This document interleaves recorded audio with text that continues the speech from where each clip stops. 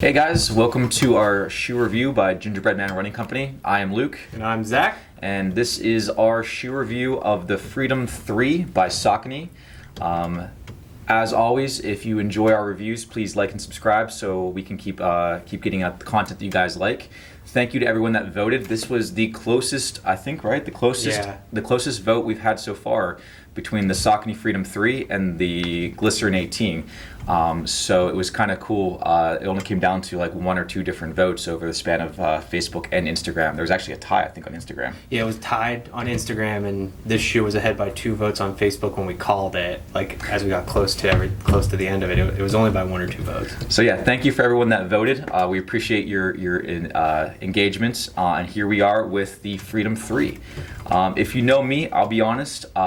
One of my favorite shoes of all time was the Freedom ISO 1, which came out in like 2017.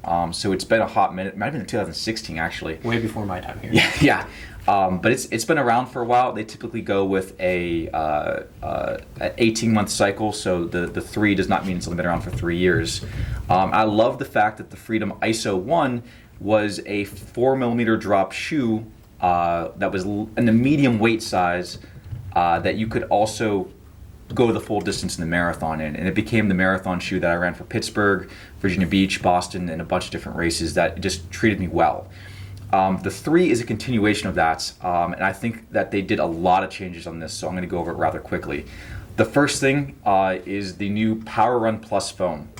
This is a different polymer than their Everrun foam, still using a thermal polyurethane, giving you that feedback, that bounce back, and that spring, but 25% lighter, a little bit more durable, and a little bit more energy return. So in the categories that matter most for runners, it kind of checks every box there. The upper is no longer an ISO upper. It goes back to more of a traditional lacing, which you've noticed in our Guide 13 review, and if you've seen the Saucony shoes kind of coming out in the last 6 months or so. They're kind of getting away from that ISOFIT upper because it was harder to manufacture uniformly, and they were having a lot of issues with the creation of the ISOFIT. So they go back to an easier upper, more reminiscent of some of the other shoes. So that's why this shoe is called the Freedom 3 and not the Freedom ISO 3. They just got rid of the ISOFIT upper. In addition to the upper change, they did change the heel counter. They made it a little bit more substantial here, adding a little more padding back here around the heel as well, in my opinion. I will say that they did try and make it a little bit wider through here, but like all the Freedoms before it does run a little narrower. You never quite, when you wear a Freedom, you never quite feel as if your foot is on top of the shoe. You almost always feel like you're kind of coming out over the top of them, and I think that that's true of this issue as well.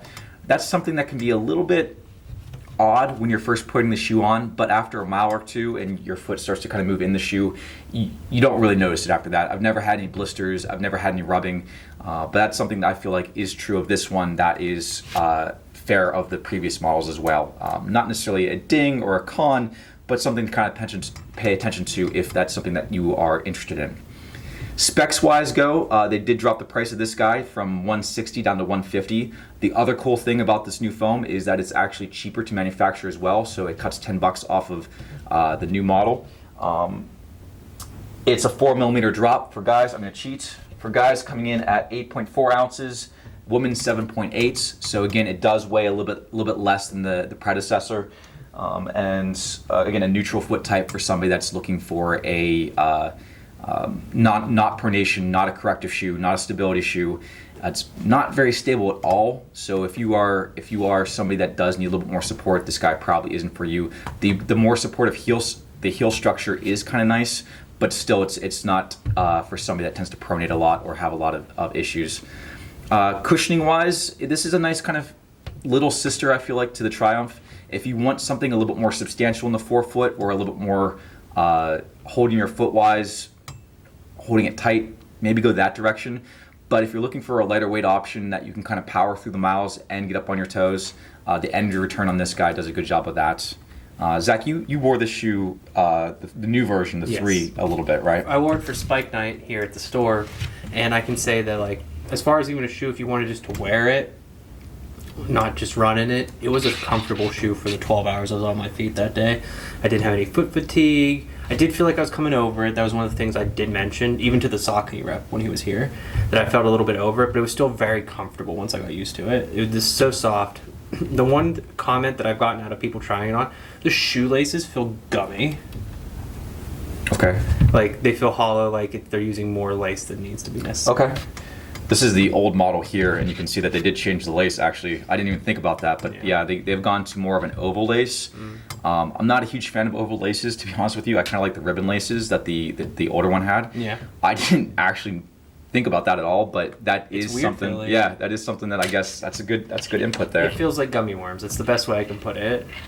So I'm happy to be back on this side of the table with you here, because I did the Arahi last week by myself, and it was a hot mess express. I was like 6 Post-it notes deep by the end of it, and like 16 takes to get it right. And I came in early. I was here from like 9 to 8 trying to film that video. So I'm happy to be back here with Luke. We feel safe being next to each other. Yeah, next to each other the whole quarantine. It's nice. Basically. Thank you, everyone that's been coming out and saying hi and supporting the store. It's nice to see your smiling faces again. As we transition into the green phase next week, we'll be continuing to do more and more retail. So once we get our inventory back up to snuff, we should be back at it for all your summer miles. Yes. So keep at it, keep pounding, and we'll see you soon, I guess. Yes. Make sure you leave a comment below, because this is Luke and I getting back in it together. I'm going to choose a couple of winners. I'm going to send them a magnet. Gingerbread Man magnet from us to you. Leave a comment. Cool. Yeah. They'll get stuck in the mailbox. Yeah. They are good magnets. Maybe a sticker. Maybe a sticker. That might be a better way to go. Gingerbread Man magnet might get stuck to your mailbox. At least you know where it's at. Yeah.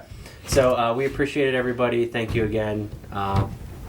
So next week, we'll put up a vote, probably on Saturday or Sunday, for the next video. Yeah, thank you, guys. Thanks.